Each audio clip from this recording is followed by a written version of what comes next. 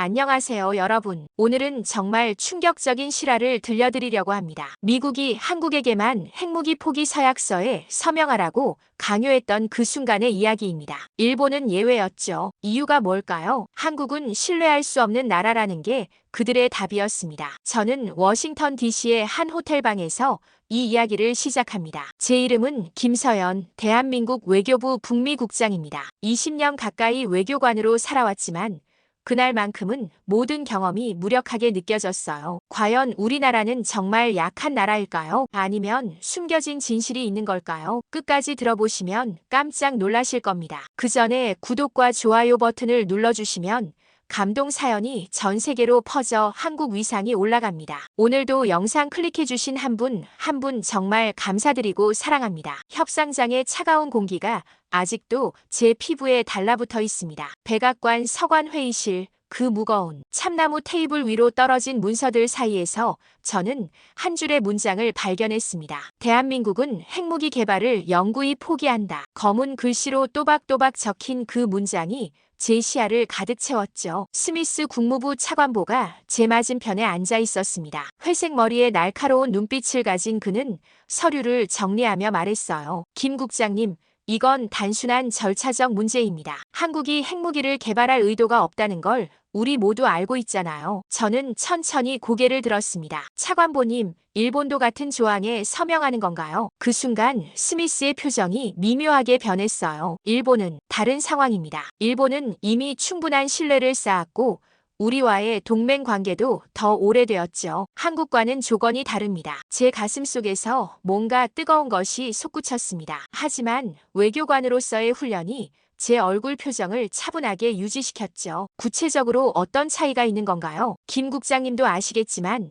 한국은 아직 젊은 민주주의 국가입니다. 정치적 불안정성이 있을 수 있고 북한과의 긴장 관계도 우려스럽습니다. 핵무기 같은 민감한 기술을 다루기에는 스미스가 말끝을 흐렸어요. 저는 볼펜을 쥔 손에 힘이 들어가는 걸 느꼈습니다. 젊은 민주주의라니요. 우리나라가 민주화를 이룬 지 벌써 30년이 넘었는데도 여전히 그런 식으로 보는 거였어요. 제 머릿속에 어린 시절의 기억이 스쳐 지나갔습니다. 히로시마 평화기념관에서 본 그 끔찍한 사진들. 그리고 미국 친구들이 너희 나라는 언제 핵무기 만들 거야? 라며 던진 농담 같은 질문들이요. 차관보님, 저는 최대한 차분한 목소리로 말했어요. 한국은 못해서 안 하는 게 아니라 안 해서 안 하는 나라입니다. 우리에게는 그런 선택권이 있어요. 스미스가 잠시 저를 바라보더니 씩 웃었습니다. 물론이죠. 하지만 현실적으로 생각해보세요. 한국이 정말 핵무기를 개발할 능력이 있다고 보십니까? 그 말에 제 심장이 쿵 내려앉았어요. 능력이 없다고요? 우리나라가 원자력 발전소를 수출하고 인공위성을 쏘아 올리고 세계 최고 수준의 반도체를 만드는 나라인데도 그렇게 생각하는 거였나요? 회의실 안에 시계가 째깍째깍 소리를 내고 있었습니다. 제 옆에 앉은 김 대사가 제 팔을 살짝 건드렸어요. 서명하라는 신호였죠. 하지만 저는 그 순간 펜을 들 수가 없었습니다. 시간을 좀 더 주실 수 있나요? 제가 말했어요. 물론입니다. 하지만 내일까지는 답을 들어야 합니다. 이건 협상 사항이 아니에요. 김 국장님, 회의가 끝나고 호텔로 돌아오는 차 안에서 저는 창밖을 바라봤습니다. 워싱턴의 밤거리가 네온 사인으로 빛나고 있었어요. 하지만 제 마음속은 캄캄했습니다. 스미스의 마지막 말이 계속 귓가에 맴돌았어요. 이건 협상 사항이 아니에요. 호텔방에 혼자 앉아 있으니 갑자기 외로웠습니다. 한국에 있는 남편에게 전화를 걸고 싶었지만 이런 내용은 말할 수 없었어요. 기밀이니까요. 그래서 그냥 창밖을 바라보며 생각에 잠겼습니다. 우리나라는 정말 신뢰받지 못하는 나라인가요? 아직도 누군가의 허락을 받아야 하는 나라인가요? 제 가슴 깊은 곳에서 뭔가 뜨거운 감정이 꿈틀거렸습니다. 분노였을까요? 아니면 서러움이었을까요? 둘 다였던 것 같아요. 그날 밤 저는 잠들 수가 없었습니다. 천장을 바라보며 계속 생각했어요. 내일 그 문서에 서명하면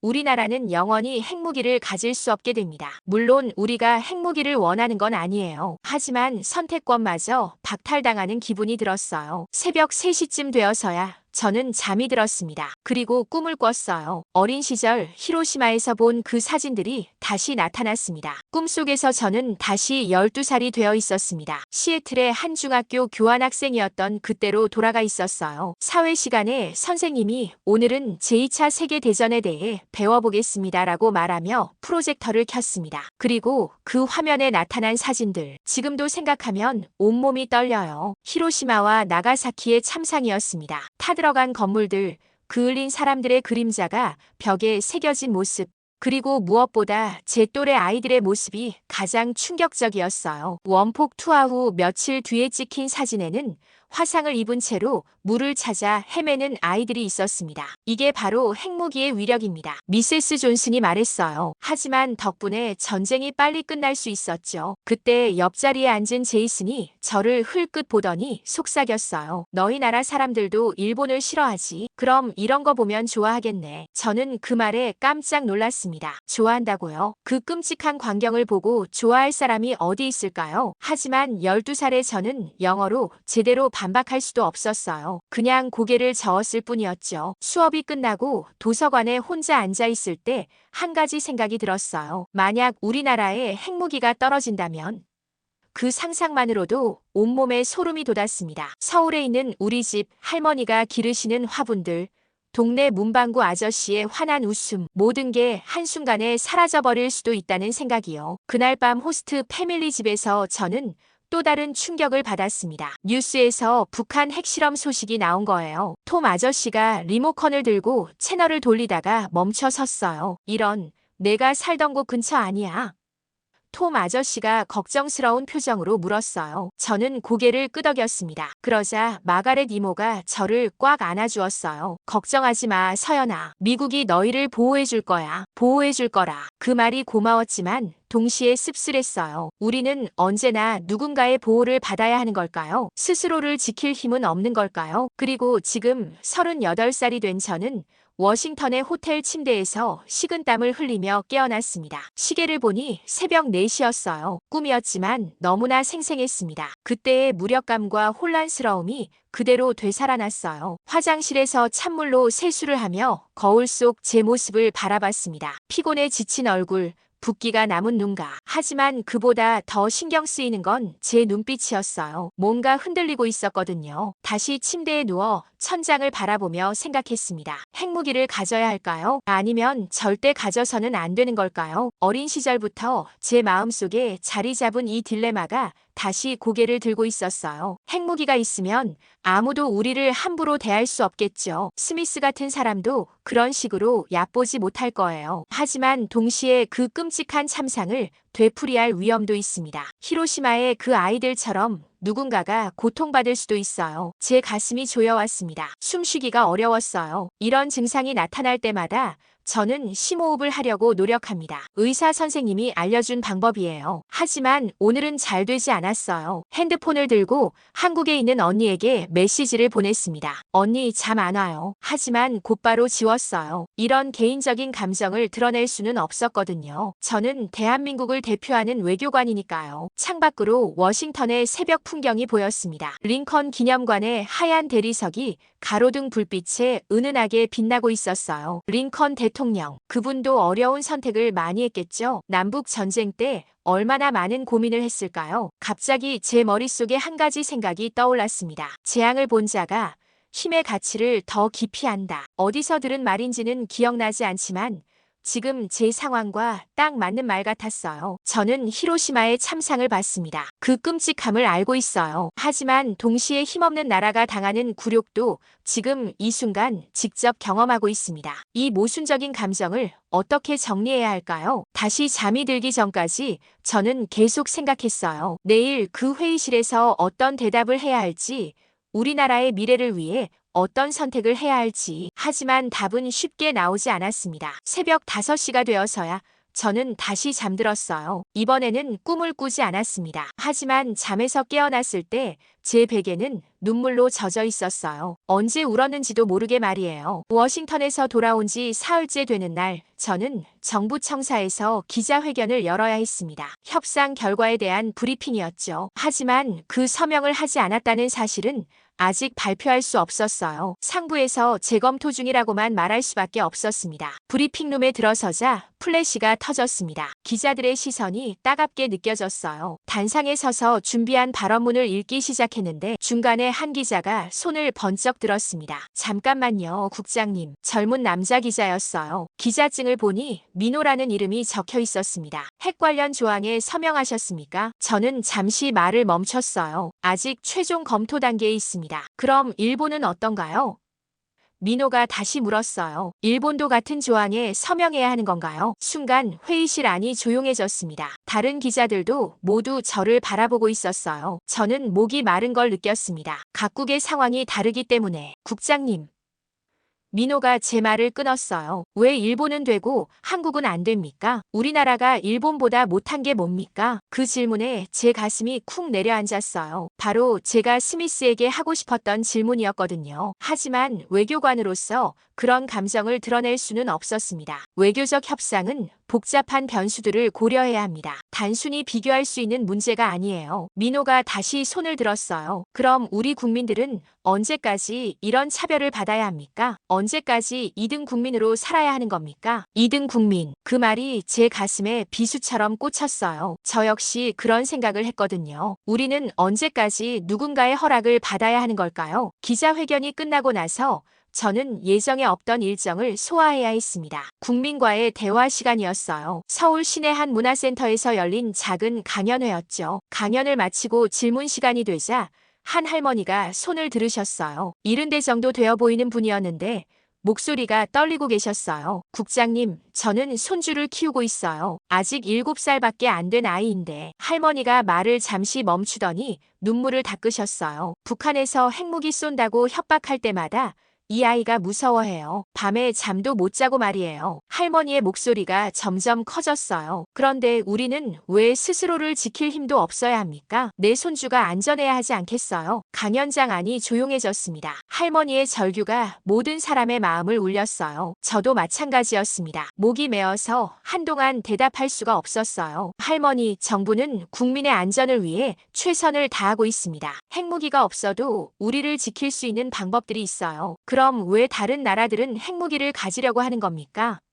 할머니가 다시 물으셨어요. 정말 효과가 없다면 왜 그러겠어요? 저는 할 말을 잃었습니다. 할머니 말씀이 맞았거든요. 핵무기가 정말 쓸모없다면 왜 강대국들이 그걸 포기하지 않을까요? 왜 계속 보유하려고 하는 걸까요? 강연이 끝나고 집으로 돌아가는 길에 저는 버스에 앉아 창밖을 바라봤어요. 평범한 서울의 저녁 풍경이었습니다. 퇴근하는 사람들, 학원에서 나오는 아이들, 떡볶이 장사를 하는 아주머니 모두 평온해 보였어요. 하지만 제 마음은 평온하지 않았습니다. 민호의 질문과 할머니의 눈물이 계속 떠올랐거든요. 그들의 목소리가 제 귓가에서 맴돌았어요. 왜 일본은 되고 한국은 안 됩니까? 내 손주가 안전해야 하지 않겠어요? 집에 도착해서 남편에게 그날 있었던 일을 말했어요. 물론 기밀은 빼고 말이에요. 남편은 제 어깨를 토닥이며 말했습니다. 당신이 짊어질 짐이 아니야. 너무 무겁게 생각하지 마. 하지만 저는 알고 있었어요. 이건 제가 짊어져야 할 짐이라는 걸 말이에요. 외교관으로서 그리고 이 나라의 국민으로서 저는 이 문제를 피해갈 수 없었습니다. 그날 밤 뉴스를 보니 북한이 또 미사일을 발사했다는 소식이 나왔어요. 화면에는 긴급 뉴스 자막이 떠 있었고 앵커는 심각한 표정으로 상황을 전하고 있었습니다. 순간 할머니의 얼굴이 떠올랐어요. 지금쯤 손주와 함께 이 뉴스를 보고 계실까요? 아이가 또 무서워하고 있을까요? 할머니는 어떤 마음으로 그 아이를 달래고 계실까요? 저는 리모컨을 끄고 깊은 생각에 잠겼습니다. 국민들의 목소리가 점점 더 커지고 있었어요. 이제 더 이상 외면할 수 없는 상황이 되었습니다. 뭔가 결정을 내려야 할 때가 온 것 같았어요. 뉴욕 유엔 본부로 떠나는 비행기 안에서 저는 창밖을 바라봤습니다. 구름 위로 펼쳐진 푸른 하늘이 평온해 보였지만 제 마음은 태풍 전야 같았어요. 이번 회의에서 무슨 일이 일어날지 예상이 되었거든요. 비공식 안보리 회의였지만 참석자들은 화려했습니다. 미국, 일본, 중국, 러시아 모두 핵 보유국들이었어요. 그 사이에서 우리나라는 유일한 비핵 보유국이었습니다. 회의실에 들어서자 일본 대표 다케다가 저를 보고 고개를 끄덕였어요. 겉으로는 예의를 갖춘 인사였지만 그의 눈빛에서 뭔가 냉소적인 기운을 느꼈습니다. 회의가 시작되고 1시간쯤 지났을 때였어요. 동북아시아 안보 상황에 대한 논의가 진행되던 중 다케다가 입을 열었습니다. 한국의 핵개발 가능성에 대해 우려하는 목소리들이 있습니다. 그는 차분한 목소리로 말했어요. 물론 한국 정부는 공식적으로 부인하고 있지만 기술적 역량을 고려하면 언제든 가능한 일이죠. 저는 깜짝 놀랐습니다. 갑자기 왜 이런 말을 하는 거죠? 다케다가 계속 말을 이었어요. 일본은 오랜 평화 헌법 전통과 미국과의 신뢰관계를 바탕으로 핵개발에 대한 유혹을 뿌리쳤습니다. 하지만 한국은 어떨까요? 그 순간 회의실 안에 모든 시선이 저에게 쏟아졌습니다. 가슴이 두근거렸어요. 이건 명백한 도발이었습니다. 일본 대표님의 우려는 이해하지만 대한민국의 비핵화 의지는 확고합니다. 저는 최대한 차분하게 대답했어요. 다케다가 미소를 지었습니다. 물론 공식 입장은 그렇겠죠. 하지만 북한의 위협이 계속되는 상황에서 한국 내부의 여론은 어떤가요? 핵무기 개발을 지지하는 목소리가 높아지고 있다고 들었는데요. 저는 할 말을 잃었어요. 사실이었거든요. 최근 여론조사에서 핵무기 개발을 지지하는 비율이 60%를 넘었다는 보고를 받았었거든요. 그때 스미스가 끼어들었습니다. 이런 우려들이 바로 우리가 추가적인 안전장치를 마련해야 하는 이유입니다. 그는 저를 똑바로 바라보며 말했어요. 한국은 신뢰할 수 없는 나라입니다. 신뢰할 수 없는 나라. 그 말이 제 가슴에 비수처럼 꽂혔어요. 공식 석상에서 이런 모독적인 발언을 하다니요. 제 손끝이 떨리기 시작했습니다. 차관보님, 그 발언은 너무 과하지 않습니까? 저는 목소리를 높였어요. 과합니까? 스미스가 냉소적으로 웃었어요. 한국은 정치적으로 불안정하고 감정적으로 행동하는 경향이 있습니다. 박근혜 전 대통령 사태만 봐도 알 수 있죠. 이런 나라에 핵무기를 맡길 수 있겠습니까? 저는 정말 화가 났어요. 우리나라를 그런 식으로 폄하하다니요. 게다가 박근혜 전 대통령 탄핵은 민주주의가 제대로 작동했다는 증거인데 그걸 불안정성의 근거로 댄다니요. 차관보님, 대한민국은 민주주의를 통해 평화적으로 정권 교체를 이뤄낸 성숙한 나라입니다. 제가 반박했어요. 성숙하다고요? 다케다가 끼어들었어요. 그럼 왜 아직도 감정적으로 일본을 대하는 겁니까? 위안부 문제, 독도 문제, 이런 걸 보면 아직 어린 나라 같은데요. 어린 나라. 저는 주먹을 꽉 쥐었어요. 속으로 화가 끓어올랐습니다. 우리는 왜 늘 뒤에 서야 하는가? 이런 생각이 머릿속을 가득 채웠어요. 회의가 끝나고 복도에 나와서 저는 잠시 벽에 기대섰습니다. 다리가 후들거렸어요. 모욕감과 분노가 뒤섞여서 가슴이 답답했습니다. 핸드폰이 울렸어요. 본부에서 온 전화였습니다. 국장님, 어떻게 되었습니까? 좋지 않습니다. 일본과 미국이 합세해서 우리를 몰아붙이고 있어요. 그럼 어떻게 하시겠습니까? 저는 잠시 망설였어요. 무엇을 해야 할지 정말 모르겠었거든요. 굴복해야 할까요? 아니면 끝까지 버텨야 할까요? 조금 더 지켜보겠습니다. 전화를 끊고 나서 저는 유엔 건물 밖으로 나왔어요. 뉴욕의 차가운 바람이 제 뺨을 스쳤습니다. 하늘은 회색빛이었고 마치 제 기분과 닮아 있었어요. 그 순간 제 머릿속에 한 가지 생각이 떠올랐습니다. 정말 우리나라는 핵무기를 가질 수 없는 걸까? 기술적으로는 가능하지 않을까? 위험한 생각이었어요. 하지만 저는 그 생각을 떨쳐낼 수가 없었습니다. 서울로 돌아온 다음 날 저는 예상치 못한 결정을 했습니다. 은퇴한 한상우 장군을 찾아뵙기로 한 거예요. 장군님은 국방과학연구소에서 오랫동안 일하셨던 분으로 우리나라 미사일 기술의 아버지라고 불리는 분입니다. 한남동에 있는 장군님 댁을 찾았을 때 이미 오후 4시가 넘어 있었어요. 문을 두드리자 백발의 장군님이 직접 나오셨습니다. 이른이 넘으셨지만 여전히 고든 자세를 유지하고 계셨어요. 어서 오세요, 국장님. 차나 한잔 하시죠. 거실에 앉아 차를 마시며 저는 조심스럽게 말을 꺼냈습니다. 장군님, 솔직히 물어봐도 될까요? 우리나라가 정말 핵무기를 만들 수 있나요? 장군님이 찻잔을 내려놓고 저를 바라보셨어요. 그 눈빛에는 깊은 통찰력이 담겨 있었습니다. 국장님, 왜 갑자기 그런 질문을 하시는 거죠? 저는 뉴욕에서 있었던 일을 말씀드렸어요. 스미스와 다케다의 모독적인 발언들, 그리고 제가 느꼈던 분노와 무력감을 솔직하게 털어놓았습니다. 장군님은 조용히 들으시더니 깊은 한숨을 쉬셨어요. 참 오랜만에 듣는 이야기네요. 사실 저도 젊었을 때 그런 생각을 많이 했거든요. 어떤 생각 말씀이세요? 우리도 핵무기를 가져야 하는 게 아닌가 하는 생각 말이에요. 박정희 대통령 시절에 실제로 그런 계획이 있었어요. 하지만 미국의 압력으로 중단되었죠. 저는 깜짝 놀랐습니다. 그런 역사가 있었다는 건 알고 있었지만 당사자의 입에서 직접 듣는 건 처음이었어요. 그때 장군님은 어떻게 생각하셨나요? 섭섭했죠. 우리도 할 수 있는데 왜 못하게 하는지 이해할 수 없었어요. 하지만 지금 생각해보면 장군님이 잠시 말을 멈추셨어요. 꼭 핵무기만이 힘은 아니더라고요. 무슨 말씀이신지요? 장군님이 일어나서 서재로 가시더니 몇 장의 사진을 가져오셨어요. 미사일 발사 장면들이었습니다. 이게 현무2, 이건 현무3, 그리고 이게 최신형 현무5입니다. 장군님이 사진을 하나씩 가리키며 설명하셨어요. 사거리가 얼마나 되는지 아세요? 현무5는 8,000km라고 들었습니다. 맞아요. 이 정도면 중국 베이징은 물론이고 러시아 블라디보스토크까지 닿을 수 있어요. 게다가 정확도는 세계 최고 수준이죠. 장군님의 목소리에 자부심이 묻어났어요. 그런데 장군님, 그래도 핵무기와는 다르지 않나요? 국장님, 천무 미사일 시스템 들어보셨죠? 저는 고개를 끄덕였어요. 천무는 우리나라가 개발한 다연장 로켓 시스템이었습니다. 천무 한 대가 한 번에 쏠 수 있는 로켓이 몇 발인지 아세요? 40발입니다. 그리고 그 로켓들이 동시에 목표물을 타격할 수 있어요. 상상해보세요. 40발의 정밀 유도 로켓이 동시에 날아오는 걸 말이에요. 저는 상상만으로도 소름이 돋았어요. 핵무기는 한 방에 모든 걸 파괴하지만 우리 기술은 정확히 원하는 것만 파괴할 수 있어요. 군사시설만 타격하고 민간인은 보호할 수 있죠. 어떤 게 더 무서운 무기일까요? 장군님의 말씀을 듣고 있으니 마음이 조금 누그러졌어요. 우리도 충분히 강한 무기를 가지고 있다는 생각이 들었거든요. 그리고 국장님,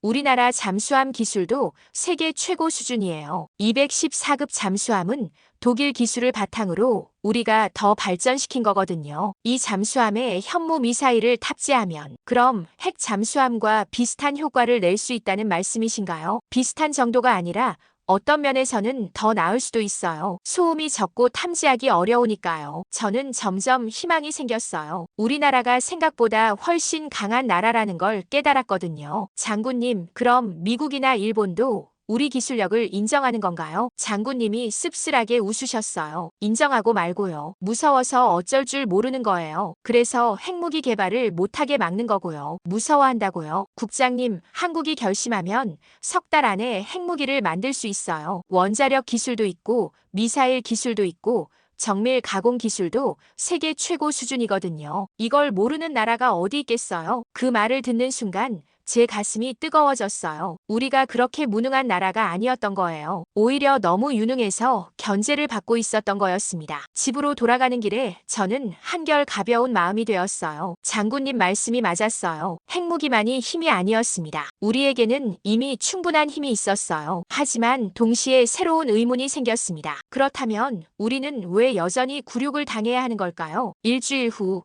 저는 다시 워싱턴으로 향하는 비행기에 몸을 맡겼습니다. 이번에는 최종 협상이었어요. 더 이상 미룰 수 없는 상황이 되었거든요. 본부에서는 어떤 결정을 내리든 빨리 매듭을 지으라는 지시가 내려왔습니다. 백악관 서관회의실은 저번과 똑같았어요. 무거운 참나무 테이블, 성조기와 각국 국기들, 그리고 차가운 조명. 하지만 분위기는 더욱 살벌했습니다. 스미스가 저를 보자마자 말했어요. 김 국장님, 오늘은 꼭 결론을 내야 합니다. 더 이상 시간을 끌 수는 없어요. 제 옆에 앉은 김 대사가 서류 뭉치를 꺼냈습니다. 그 중에 하얀 종이 한 장이 눈에 띄었어요. 핵무기 개발 연구 포기 서약서라는 제목이 적혀 있었습니다. 이 서약서에 서명하시면 모든 문제가 해결됩니다. 스미스가 말했어요. 그리고 미국은 한국에 대한 해구산 보장을 더욱 강화할 것입니다. 그때 일본 대표 다케다가 끼어들었어요. 일본도 이 서약을 지지합니다. 동북아시아의 안정을 위해서는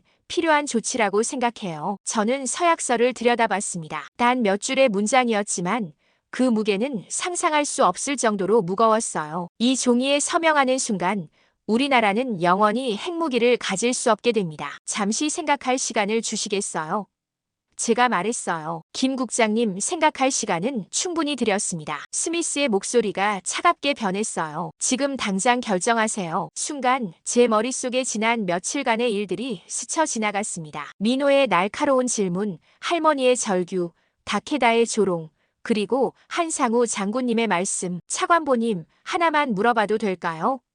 제가 말했어요. 일본은 정말 같은 서약서에 서명하는 건가요? 스미스와 다케다가 서로 눈빛을 주고받았어요. 그 짧은 순간의 침묵이 모든 걸 말해주고 있었습니다. 일본의 상황은 다릅니다. 스미스가 마침내 입을 열었어요. 일본은 이미 충분한 신뢰를 쌓았고, 그 신뢰라는 게 무엇입니까?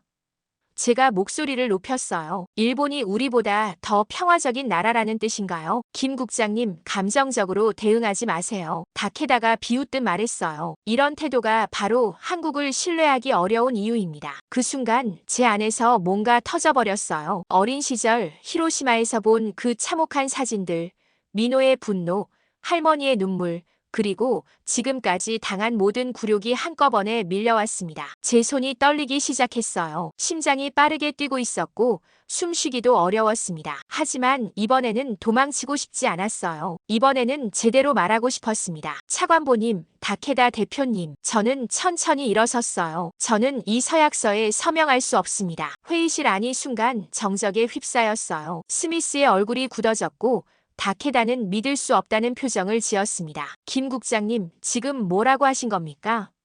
스미스가 다시 물었어요. 서명할 수 없다고 했습니다. 저는 더욱 분명하게 말했어요. 대한민국은 주권국가입니다. 우리의 선택권을 스스로 포기할 이유가 없어요. 선택권이라고요? 다케다가 비웃었어요. 한국이 정말 핵무기를 만들 수 있다고 생각하세요? 그 순간 한상우 장군님의 말씀이 떠올랐습니다. 한국이 결심하면 석 달 안에 핵무기를 만들 수 있다. 네, 만들 수 있습니다. 저는 단호하게 대답했어요. 우리에게는 기술도 있고 의지도 있어요. 다만 지금까지 안 했을 뿐입니다. 스미스가 테이블을 두드렸어요. 김 국장님, 이건 매우 위험한 발언입니다. 이런 식으로 나오시면 한미 관계에 심각한 문제가 생길 수 있어요. 위험한 발언이라고요? 제 목소리가 떨렸어요. 그럼 일본이 똑같은 말을 해도 위험한 발언일까요? 아니면 한국이 해야만 위험한 건가요? 김 대사가 제 팔을 잡아당겼어요. 진정하라는 신호였죠. 하지만 저는 멈출 수 없었습니다. 차관보님, 우리나라를 무시하는 것도 이제 그만하시죠. 제가 계속 말했어요. 대한민국은 세계 10위권 경제대국이고 첨단 기술력을 보유한 나라입니다. 더 이상 누군가의 허락을 받으며 살 나라가 아니에요. 그럼 정말 핵무기를 개발하시겠다는 뜻입니까? 스미스가 날카롭게 물었어요. 저는 잠시 망설였어요. 이 대답에 따라 모든 게 달라질 수 있었거든요. 하지만 더 이상 굴복하고 싶지 않았어요. 개발할 수도 있고 안 할 수도 있습니다. 그건 우리가 결정할 문제예요. 다른 나라가 강요할 문제가 아닙니다. 회의실 안의 공기가 얼어붙었어요. 모든 사람이 저를 바라보고 있었습니다. 제 심장이 터질 것 같았지만 동시에 이상하게 후련했어요. 김 국장님, 마지막으로 한 번 더 물어보겠습니다. 스미스가 차가운 목소리로 말했어요. 정말 서명하지 않으시겠습니까? 저는 서약서를 집어들었습니다. 그리고 천천히 반으로 찢었어요. 네, 서명하지 않겠습니다. 서울로 돌아온 지 3일째 되는 날, 저는 예상치 못한 곳으로 향하고 있었습니다. 대전에 있는 국방과학연구소였어요. 한상우 장군님이 직접 연락을 주셨거든요. 국장님, 한번 보여드리고 싶은 게 있어요. 워싱턴에서 무슨 일이 있었는지 대충 들었는데 이제 진짜 우리 힘이 어느 정도인지 확인해 보시죠. 연구소 입구에서 장군님과 만났을 때 그분의 표정이 평소와 달랐어요. 뭔가 흥분되어 있으셨거든요. 오늘 현무호 시험 발사가 있습니다. 국장님도 참관하시죠. 시험장까지 가는 차 안에서 장군님이 설명해 주셨어요. 오늘 시험하는 건 개량형이에요. 사거리가 더 늘어났고 정확도도 훨씬 높아졌습니다. 얼마나 정확한가요? 축구공만 한 목표물을 정확히 맞힐 수 있어요. 8,000km 떨어진 곳에서 말이에요. 저는 깜짝 놀랐어요. 그 정도 정확도라면 정말 무서운 무기였습니다. 시험장에 도착하니 이미 많은 사람들이 모여 있었어요. 연구원들, 군 관계자들, 그리고 몇몇 정부 인사들도 보였습니다. 모두 진지한 표정으로 발사대를 바라보고 있었어요. 발사대 위에 서 있는 미사일을 처음 봤을 때 저는 압도당했습니다. 높이가 17m나 되는 거대한 로켓이었어요. 하얀 몸체에 태극기가 그려져 있었습니다. 저게 정말 8,000km를 날아갈 수 있나요?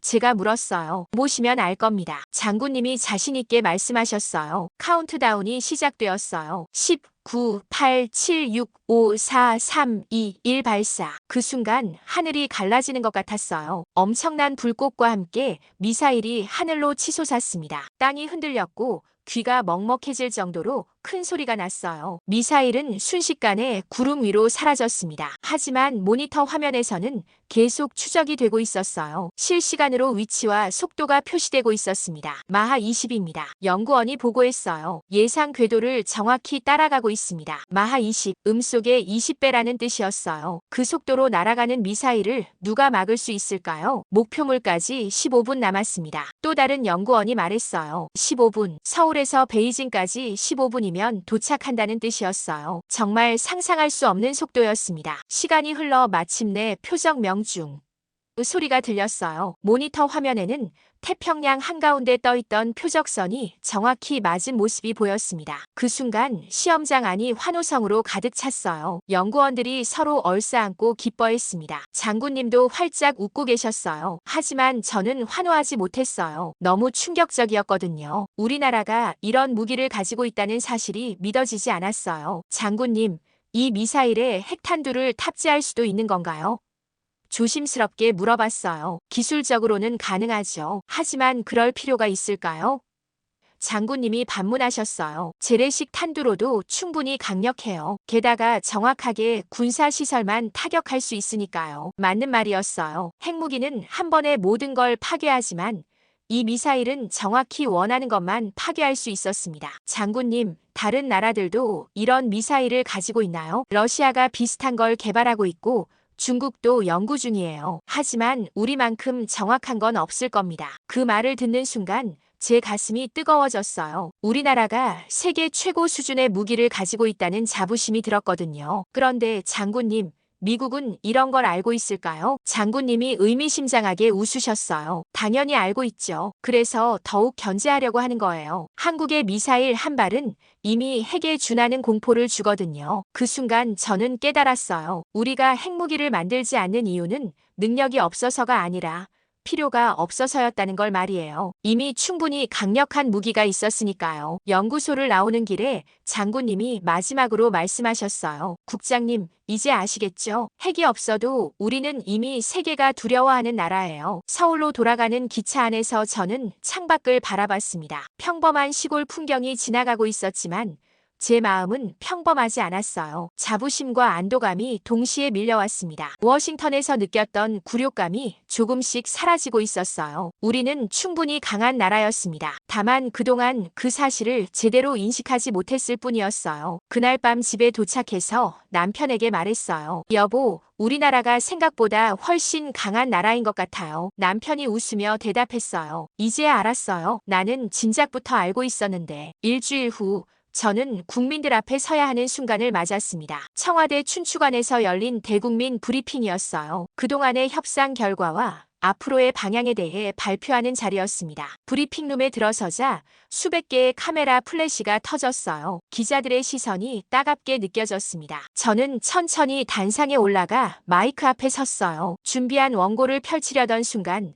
문득 지난 며칠간의 일들이 떠올랐습니다. 워싱턴에서의 굴욕, 뉴욕에서의 모독, 그리고 대전에서 본 우리의 진짜 힘, 모든 것이 파노라마처럼 지나갔어요. 저는 원고를 접고 마이크에 입을 가까이 했습니다. 국민 여러분, 안녕하십니까? 외교부 북미국장 김서연입니다. 제 목소리가 브리핑룸 안에 울려 퍼졌어요. 모든 사람이 조용히 제 말을 기다리고 있었습니다. 지난 한 달간 저는 미국과 일본을 오가며 어려운 협상을 진행했습니다. 그 과정에서 우리나라에 대한 부당한 요구들이 있었고 때로는 모독적인 발언들도 들어야 했어요. 브리핑룸 안이 술렁거렸어요. 기자들이 메모를 하기 시작했습니다. 미국과 일본은 우리나라에만 핵무기 개발 포기 서약서에 서명하라고 요구했습니다. 일본은 예외였어요. 이유는 간단했습니다. 한국은 신뢰할 수 없는 나라라는 거였죠. 제 목소리가 점점 힘이 들어갔어요. 저는 그 서약서에 서명하지 않았습니다. 순간 브리핑룸이 웅성거렸어요. 기자들이 놀란 표정을 지었습니다. 왜냐하면 대한민국은 주권국가이기 때문입니다. 우리의 선택권을 다른 나라가 좌지우지할 수 없어요. 제 눈앞에 민호의 얼굴이 떠올랐어요.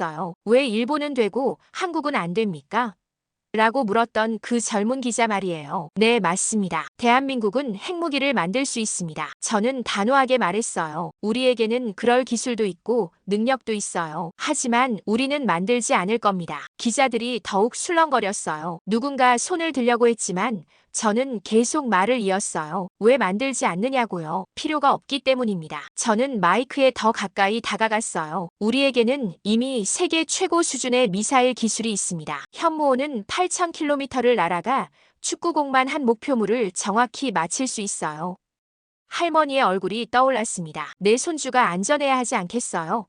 라고 절규하던 그분 말이에요. 천무다연장 로켓은 한 번에 40발의 정밀 유도탄을 발사할 수 있습니다. 214급 잠수함은 세계에서 가장 조용하고 은밀한 무기 플랫폼이에요. 이런 무기들이 있는데 굳이 핵무기가 필요할까요? 제 목소리에 자부심이 묻어났어요. 우리는 핵무기 없이도 충분히 강한 나라입니다. 누구도 함부로 건드릴 수 없는 나라예요. 하지만 동시에 평화를 사랑하는 나라이기도 합니다. 한상우 장군님의 말씀이 떠올랐어요. 핵이 없어도 우리는 이미 세계가 두려워하는 나라다. 따라서 대한민국은 핵무기를 개발하지 않을 것입니다. 하지만 그것은 우리가 약해서가 아니라 강하기 때문입니다. 진정 강한 자는 힘을 과시할 필요가 없어요. 브리핑룸 안이 조용해졌어요. 모든 사람이 제 말에 집중하고 있었습니다. 누구든지 대한민국을 얕잡아 본다면 큰 오산입니다. 우리는 필요하다면 언제든 강력한 대응을 할 수 있는 나라예요. 하지만 그보다는 평화롭게 공존하는 길을 선택하겠습니다. 저는 잠시 숨을 고르고 마지막 말을 했어요. 국민 여러분, 자부심을 가지십시오. 우리는 세계 어느 나라보다 훌륭한 나라에 살고 있습니다. 그리고 앞으로도 그런 나라로 만들어갈 것입니다. 브리핑이 끝나고 단상에서 내려올 때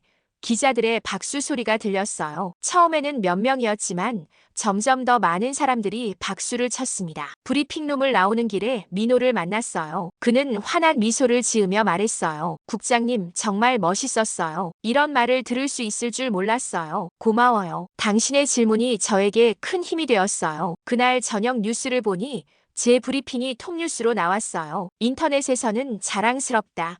이런 외교관이 있어서 다행이다라는 댓글들이 쏟아졌습니다. 하지만 가장 기뻤던 건 할머니로부터 온 편지였어요. 손편지로 써서 외교부로 보내주신 거였어요. 국장님 덕분에 오늘 밤은 손주와 함께 편히 잘 수 있을 것 같습니다. 우리나라가 이렇게 강한 나라인 줄 몰랐어요. 고맙습니다. 그 편지를 읽으며 저는 눈물이 났어요. 지난 한 달간의 모든 고생이 보상받는 기분이었습니다. 침대에 누워 천장을 바라보며 생각했어요. 언제부터 한국이 강한 나라라고 느꼈을까요? 아마 오늘부터일 거예요. 오늘부터 저는 정말 자랑스러운 한국인이라고 느끼거든요. 우리는 핵무기가 없어도 충분히 강한 나라였습니다. 그리고 그 강함은 무력이 아닌 기술과 의지에서 나오는 것이었어요. 이것이야말로 진정한 힘이 아닐까요? 여러분은 언제 한국이 강하다고 느끼셨습니까? 이 이야기가 마음에 닿으셨다면 구독과 좋아요 부탁드립니다.